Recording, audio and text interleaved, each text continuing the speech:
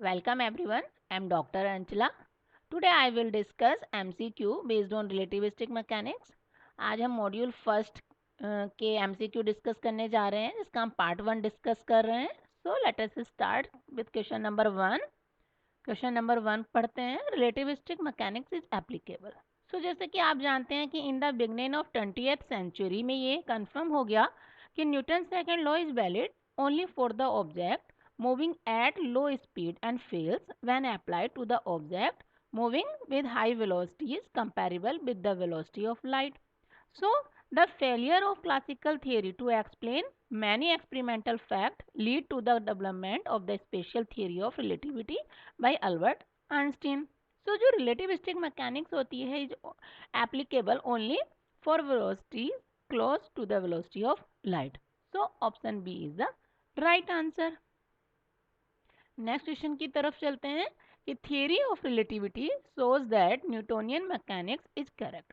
तो जैसे कि अभी हमने डिस्कस किया कि जो थियरी ऑफ रिलेटिविटी है वो ये शो करती है कि जो न्यूटोनियन मैकेनिक्स होता है वो ओनली करेक्ट होता है जब तक ऑब्जेक्ट की वेलोसिटी लाइट की वेलोसिटी से बहुत कम होती है. तो ऑप्शन की तरफ देखते हैं. Option A approximately for all velocities. No, this is not a right answer.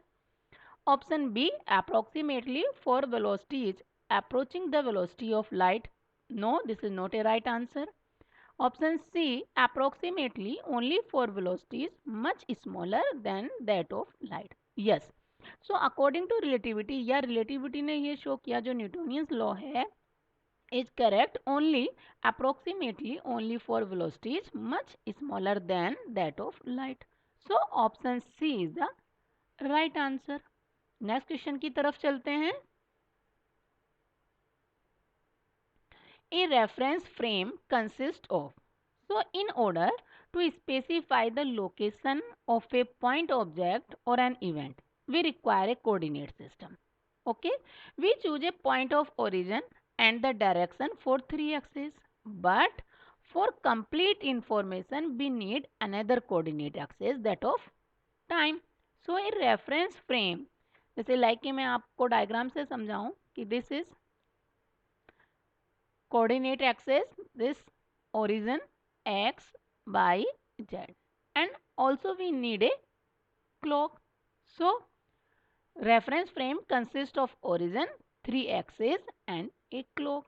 So option की तरफ अगर हम देखें तो option A origin yes, 3 coordinates yes and clock yes. इसका मतलब all the above. So option D is the right answer. Next question की तरफ चलते हैं. An inertial frame is. जैसे कि आप जानते हैं कि there are two types of frame of reference, inertial frame of reference and non inertial frame of reference. And the frame of reference in which Newton's law holds are called inertial frames of reference. And आप जानते हैं कि Newton's law क्या होता है कि कोई भी बॉडी रेस्ट में होगी या मूव करेगी विद कांस्टेंट वेलोसिटी से. इट मीन्स एक्सेलरेशन जीरो होगा. तो मूविंग विद यूनिफॉर्म वेलोसिटी और at rest known as the inertial frame of reference. So option C is the right answer. Next question की तरफ चलते हैं. Question number 5. Which of the following could be considered inertial frames of reference? So इसको भी यहाँ पर हम इसी तरीके से देखते हैं कि inertial frame of reference वो frame of reference होते हैं जहाँ पर न्यूटन्स लॉ वैलिड होता है. और न्यूटन्स लॉ कि या तो बॉडी रेस्ट में है या मूव कर रही है विद कांस्टेंट वेलोसिटी से. तो ऑप्शन की तरफ देखते हैं कि a train at rest. So this is the right. A train traveling with a constant velocity of 54 meter per second. This is also right. A train speeding up to 54 meter per second. No. So both A and B. So option D is the right answer. Okay. Next question पे चलते हैं. Question number 6. Galilean transformations are applicable. तो जैसे कि आपने मेरी जो video है उनमें डिटेल्ड में देख रखा है कि गैलीलियन ट्रांसफॉर्मेशन क्या होता है ना. उसको थोड़ा सा समझ लेते हैं कि if an event B observed by two observers. अगर हम किसी भी एक इवेंट को दो अलग अलग ऑब्जर्वर ऑब्जर्व कर रहे हैं simultaneously in two different inertial frames of reference, it will be naturally have a set of observations. So the equations relating the two sets of observations are called transformation equations. And the classical or Newtonian mechanics, where the speed of the observer or object is very small compared to the speed of light, then these relevant transformation equation are known as the Galilean transformation. It means जो Galilean transformation है वो applicable होता है only for non relativistic motion. So option B is the right answer. Next question की तरफ चलते हैं. Question number 7. Which of the following is an invariant under Galilean transformation. जैसे कि आप जानते हो कि द मीनिंग ऑफ इनवेरिएंट की वेरी ना करे, तो in case of Galilean transformation जब हमने इसका डिटेल्ड में डेरिवेशन किया था तो वहाँ पर हमने पाया कि जो पोजीशन कोऑर्डिनेट या स्पेस कोऑर्डिनेट होते हैं उसकी वैल्यू आती है X prime equal to X minus V T and T prime time coordinate is equal to T. यहाँ से अगर हम कैलकुलेट करते हैं Galilean transformation for velocity, so v prime x this is equal to vx minus v. It means velocity is not invariant, या हम ये कह सकते हैं कि velocity is variant under Galilean transformation. But the Galilean transformation for acceleration a prime x this is equal to ax. It means according to this equation acceleration of a particle is same in all inertial frames of reference. It means acceleration is invariant under Galilean transformations. So option की तरफ देखते हैं. velocity, so no, velocity is not invariant under Galilean transformation, but acceleration is invariant under Galilean transformations. So option B is the right answer. Next question देखते हैं कि Michelson Morley experiment proved that. जो Michelson Morley experiment थे उन्होंने ये prove किया कि there is a no absolute frame of reference called ether in universe. So option C is the right answer. Next question की तरफ चलते हैं. Question number 9. Law of physics are same in. So जैसे कि हमने पढ़ा है आइंस्टीन ने स्पेशल थियरी के दो पोस्टुलेट दिए थे एंड फर्स्ट पोस्टुलेट के अकॉर्डिंग फर्स्ट पोस्टुलेट आइंस्टीन का क्या कहता है कि all the laws of physics are of the same form in all inertial frame of reference. So law of physics are same only inertial reference frames. So option B is the right answer. Next question देखते हैं. The fringe shift in Michelson Morley experiment. तो ये question जो है ये this is the formula based question and जो Newton जो Michelson Morley experiment का हम डेरिवेशन करते हैं तो वहाँ से जो हमें फ्रिंज शिफ्ट मिलता है उसका फॉर्मूला आता है 2lv² upon c square lambda. ठीक है, where v is the velocity of earth and c is the velocity of light and lambda is the wavelength of light. Okay, so option B is the right answer. Next question की तरफ चलते हैं. Question number 11. तो this is numerical. देखते हैं कि in Michelson Morley experiment the effective length of each plane mirror from glass plate is 2 metre.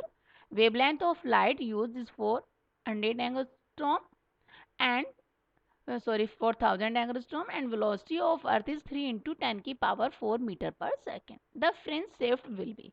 सो अभी हमने जैसे डिस्कस किया कि in case of Michelson Morley experiment the fringe shift delta N this is equal to twice L V square upon C square lambda. So यहाँ पर अगर हम values रखते हैं 2 इंटू एल की वैल्यू यहाँ पर गिवन है 2, v velocity of earth this is equal to 3 into 10 की पावर 4 का square upon c square lambda. c is the speed of light and this is equal to 3 into 10 की power 8. so this is square and lambda given है यहाँ पर this 4000. तो 4000 इसको हम metre में कन्वर्ट कर लेते हैं. दिस इज मल्टीप्लाई बाय 10 की पावर माइनस 10. सो तो the value of delta N क्या मिल जा रही है आपको 0.1. तो फ्रिंज शिफ्ट कितना मिल आ गया आपका 0.1. तो सबसे पहले हम ऑप्शन की तरफ चलते हैं. तो option A 0.1. So option A is the right answer. Next question की तरफ चलते हैं. One of the postulate of special theory of relativity. So option देखते हैं, speed of light is relative, speed of light is same in all inertial frames, time is relative, mass is relative.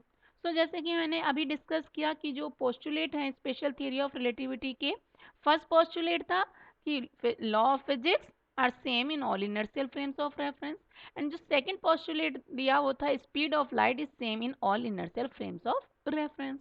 So option B is the right answer. Next question की तरफ चलते हैं। Lorentz transformations are applicable for relativistic motion, non-relativistic motion, for both A and B, and neither for A and B. So in case of Lorentz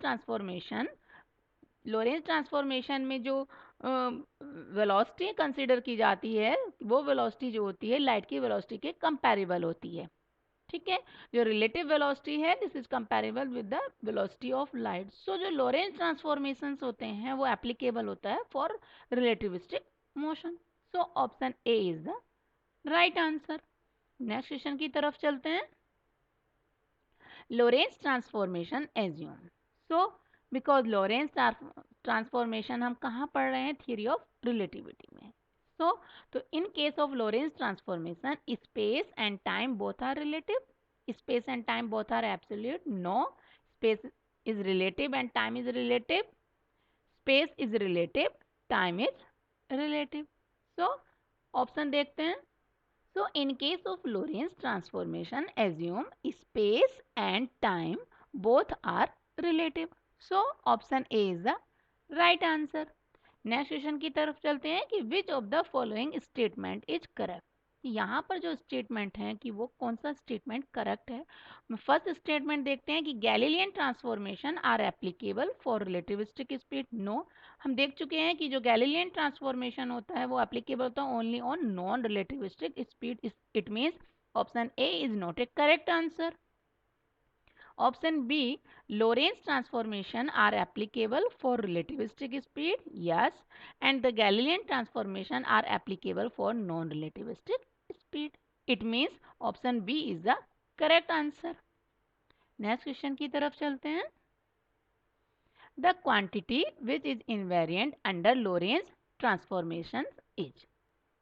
जैसे कि आपने मेरी video में detailed में लोरेंज ट्रांसफॉर्मेशन का डेरिवेशन देखा हुआ है कि in case of Lorentz transformation जो टाइम कोऑर्डिनेट होता है उसकी वैल्यू होती है T prime, this is equal to T minus X V upon C square upon under root 1 - v² upon C square, and space coordinate की value होती है X prime, this is equal to X minus V T upon under root 1 - v² upon c square. It means t prime is not equal to t. It means time is not invariant. Also x prime is not equal to x. It means space coordinate is not invariant. So option की तरफ अगर हम देखें time, so time is not invariant. Space coordinate is not invariant. Both time and space coordinate, no, option C is not a right answer. But in case of Lorentz transformation space time interval equation जो हमने पढ़ चुके हैं हम कि X square plus Y square plus Z square minus C square T square, this is equal होती है X prime square plus Y prime square plus Z prime square minus C square T prime square. इस equation को बोला जाता है space time interval equation, and this is invariant under Lorentz transformation. So option D is the right answer. Next question की तरफ चलते हैं। In Lorentz transformation x prime equal to gamma x minus vt, then the value of gamma is known as। so जैसे कि अभी मैंने इससे last slide में आपको दिखाया फॉर्मूला लिखा X prime equal to X minus V T upon under root 1 - v² upon C square. So here gamma equal to 1 upon under root 1 - v² upon C square, this is the factor is known as a gamma.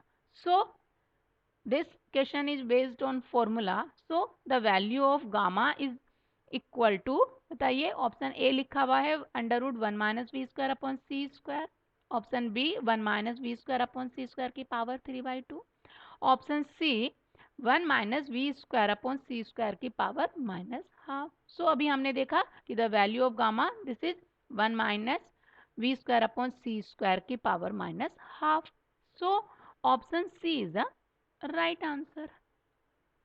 Next question पढ़ते हैं कि a spaceship moving away from the earth at a speed of 0.9 c fires a light beam backward. An observer on the earth measured the velocity of light beam. So, देखिए, as we know that according to Einstein's second postulate, the speed of light is constant and independent of the observer speed.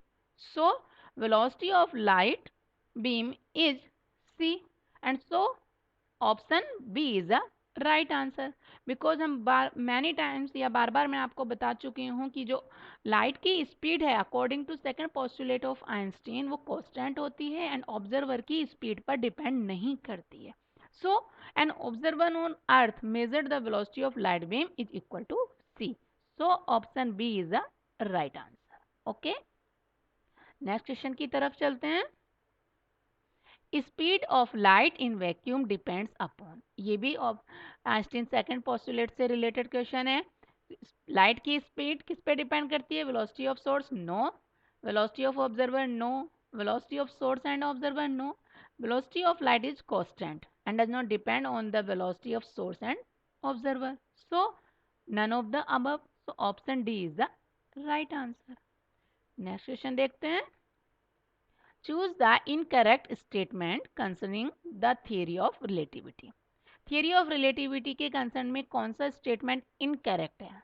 First, velocity of light is independent of motion of observer. Yes, ये बिल्कुल correct answer है क्योंकि velocity जो light की है वो observer के motion पे डिपेंड नहीं करती है, this is independent. Time is relative. Yes, time relative होता है। There is a variation of mass with velocity, कि जो variation of mass with velocity होता है कि m equal to M naught upon under root 1 minus we square upon C square. So this is right. It proves the existence of ether. So relativity ने ये कहीं भी proof नहीं किया कि ईथर एग्जिस्ट करता है। So this is the incorrect statement. So option D is the right answer. Next question की तरफ चलते हैं। Question number 21। According to relativity the length of a rod in motion. So जैसे कि हम लेंथ कॉन्ट्रैक्शन का कॉन्सेप्ट पढ़ चुके हैं कि according to theory of relativity the length of a moving body measured by a stationary observer appears to be contracted in the direction of motion. So the length of a rod in a motion is less than its rest length. So अगर हम option देखें कि is same as its rest length, no, is more than its rest length, क्योंकि contracted length contraction के according जो improper length होती है वो हमेशा प्रॉपर लेंथ से कम होती है। It means is less than its rest length. So option C is the right answer. Next question देखते हैं। Question number 22। A road has a proper length. The length has a road has a proper length L naught. The length of the same road as measured by an observer moving with a velocity v relative to the road. तो this is the formula based question. ये length contraction का formula based question है। तो जो length contraction का formula होता है this is known as L equal to L naught under root 1 minus we square upon C square, where L naught is the proper length and L is the improper length, and always L naught is greater than L. Okay, so option A, L equal to L naught under root 1 minus V square upon C square. So this is the right answer. Next question की तरफ चलते हैं। If an object reaches the speed of light, its length changes to. सो जैसे कि अभी हमने length contraction का formula देखा, उस फॉर्मूले के according the length contraction L equal to L naught under root 1 minus we square upon C square. If the object reaches the speed of light it means V equal to C, then if V equal to C, then V square upon C square, this is equal to 1. So the value of L equal to 0. So option A 0. So option A is the right answer. Next question देखते हैं. Theory of relativity shows that Newtonian mechanics is correct only approximately for velocities approaching the velocity of light. No, approximately only for velocities much smaller than that of light. So option C is the right answer. Next question की तरफ चलते हैं. How fast would a rocket have to go relative to an observer for its length to be contracted to 99% of its length at rest? So this is numerical related for length contraction. तो सबसे पहले हम length contraction का अगर formula देखें तो this is equal to L naught under root 1 minus we square upon C square. यहाँ पर क्या गिवन है कि its length to be contracted to 99% of its length at rest. It means given L equal to 99 upon 100 L naught. So अगर हम फॉर्मूले की तरफ चलते हैं तो L अपॉन एल नोट, यहाँ से अगर हम एल अपॉन एल नोट देख लें तो this is equal to 99 upon 100. So L upon L naught this is equal to under root 1 minus we square upon C square. And the value of L upon L naught this 99 upon 100 this is equal to 1 minus we square upon C square. So अगर हम दोनों तरफ square कर देते हैं then we have 9 this is equal to 99 upon 100 का square and square root खत्म हो जाएगा तो this is equal to 1 minus we square upon C square. So V square upon C square this is equal to 1 minus 0.99 का square. So this is equal to 0.0199. So the value of v after the calculation the value of v equal to 0.141 c. तो option की तरफ चलते हैं तो option ए यहाँ पर है 0.41 c. So this is the right answer. So option A is the correct answer. Next question पे चलते हैं. क्वेश्चन नंबर 26 कि what will be percentage contraction of road moving with velocity 0.8 c in a direction inclined at 60 degree to its own length. So solution देखते हैं इसका. सबसे पहले हम ये कंसीडर कर लेते हैं कि if L not is the proper length, if L not is the proper length of the road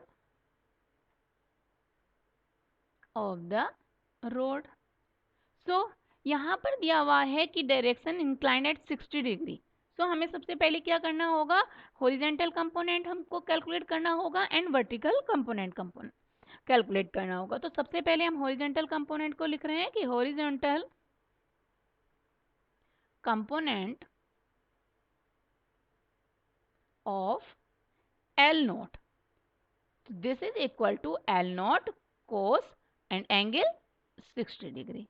similarly perpendicular component हम लिख लेते हैं कि perpendicular component of L naught this is equal to L naught sine 60. Clear. अब जैसे कि हम जानते हैं कि only contraction occurs only in horizontal component. So since contraction occurs only in the horizontal component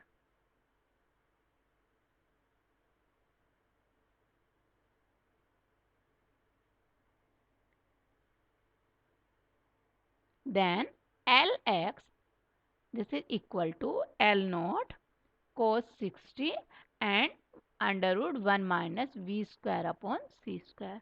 यहाँ पर अगर हम वैल्यू पुट करते हैं तो cos 60 this is half and under root 1 minus v and v 0.8 c upon c का whole square. So this is equal to L naught upon 2 and under root 1 minus 0.64. So the value of Lx this is equal to 0.3 L not. Okay, and in case of perpendicular component contraction नहीं होता। तो जो perpendicular component है वो क्या हो जाएगा कि perpendicular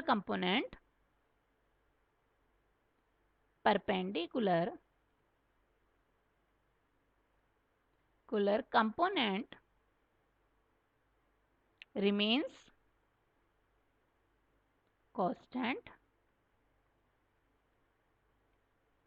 then Ly this is equal to L naught sin 60 and this is equal to L naught sin 60, this is root 3 by 2. So the resultant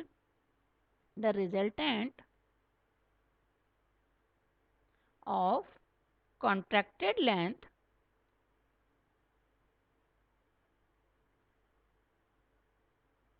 this this is equal to L square x under root L square y, and this is equal to, if we put the values, so 0.3 L naught का square plus root 3 upon 2 का square. So after the calculation this value is equal to 0.916 L naught.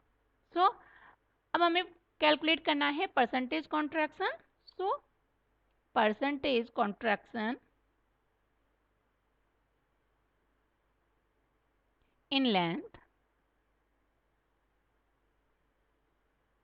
this is equal to L naught minus L upon L naught and multiply by 100. So L naught minus L की value हम calculate कर चुके हैं. This is equal to 9.6 L naught upon L naught and multiply by 100. So after the calculation this value is equal to 8.4%. So option की तरफ चलते हैं. Option A 8.3, no, this is not a correct answer. Option B 8.4, so option B is the right answer. Next question की तरफ चलते हैं. The apparent length of a meter stick as measured by an observer at rest when the stick is moving along its length with speed root 3 by 2 c will be. हमें apparent length it means हमें improper length calculate करनी है. Clear. तो हम वही length contraction का formula यहाँ पर अप्लाई.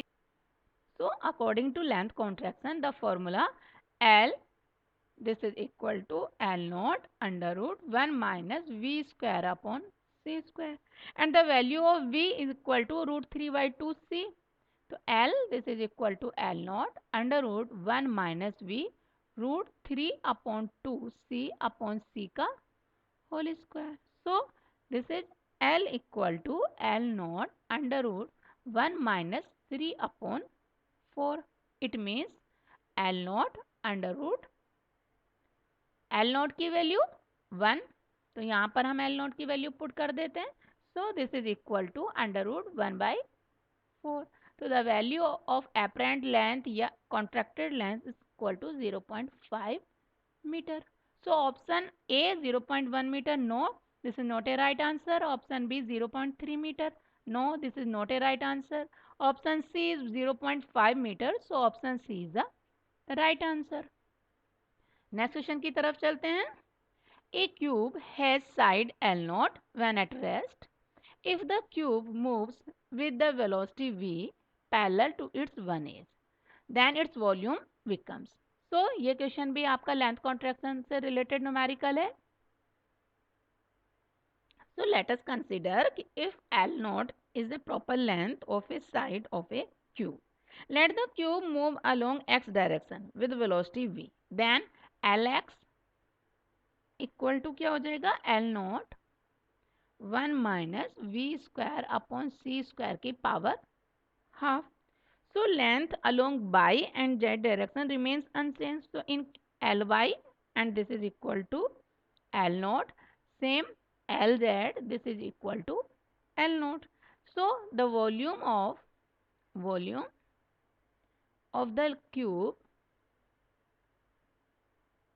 will be, सो आप जानते हैं कि the volume of cube v equal to v L x L y L z. So the value of L x this is equal to L not 1 minus we square upon C square की power half, and the value of Ly this is equal to L naught, and the value of Lz this is equal to L naught. So the volume of cube this is equal to L naught की power cube 1 minus V square upon C square की power half. So option D is the right answer. The value of cube volume of the cube L naught under root 1 minus V square upon C square. Next question की तरफ चलते हैं. A rocket ship is 50 meter long when it is on flight. Its length appears to be 49.5 meters on to an observer on the ground. Find the speed of the road. So this is also the numerical related with length contraction. So सबसे पहले formula this L equal to L naught under root 1 minus V square upon C square. So L upon L naught this is equal to under root 1 minus V square upon C square. Here L upon L naught का square this is equal to 1 minus V square upon C square. Okay. So the value of V this is equal to 3 into 10 की power 8. Yeah, this is C under root 1 minus L upon L naught का square. So the V this is equal to C speed of light this is equal to 3 into 10 की power 8 1 minus the value of L 49.5 given है, and the value of L naught this is 50 because आप जानते हैं कि जो contracted length होती है is always less than with proper length. So 49.5 is the contracted length and this is L, and 50 this is the proper length, this is L naught. So after the calculation the value of V this is equal to 3 into 10 की power 8 multiply by 0.141 and this is equal to 4.23 into 10 की power 7 metre पर second. So option की तरफ देखते हैं. First option 2.23 into 10 की power 7. No, this is not a right answer. 3.23 into 10 की power 7. Not correct answer. C 4.23 into 10 की power 6 meter per second. No. So option D 4.23 into 10 की power 7 meter per second. So this is the right answer. Option D is the correct answer. Next question की तरफ चलते हैं. If the velocity of a particle is u in S frame and u prime in S prime frame, relativistic velocity addition theorem can be written as. So ये this is the formula based question. यहाँ पर relativistic velocity addition theorem का formula लिखे हुए हैं. So u equal to u prime plus v 1 plus v u prime upon c square. So option A is the right answer. Next question की तरफ चलते हैं. Question number 31. The relativistic velocity addition theorem is consistent with. So जो relativistic velocity addition theorem है वो Einstein के second postulate के साथ कंसिस्टेंट आती है, जहां पर कि जो वेलोसिटी होती है लाइट की is constant in all inertial frames of reference. So option की तरफ देखते हैं. First postulate of special theory of relativity, no. Second postulate of special theory of relativity, yes. The relativistic velocity addition theorem is consistent with second postulate of special theory of relativity. So option B is the right answer. So this is the last question.